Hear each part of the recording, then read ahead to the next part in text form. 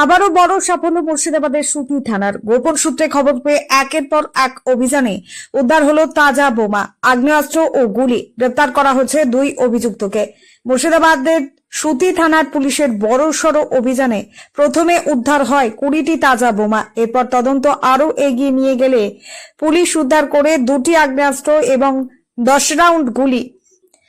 এই ঘটনায় গ্রেপ্তার করা হয়েছে হাসান মহালদার, বাড়ি ইমাম বাজার, এবং ইয়াজ হোসেন, বাড়ি খানাবাড়ি। শুক্রবার ধৃত 2 অভিযুক্তকে আদালতে পেশ করে সুতি থানার পুলিশ তদন্তের স্বার্থে তাদের 10 দিনের পুলিশি হেফাজতের আবেদন জানানো হয়েছে আদালতে। পুলিশের দাবি, এই ঘটনায় আরো গুরুত্বপূর্ণ তথ্য মিলতে পারে।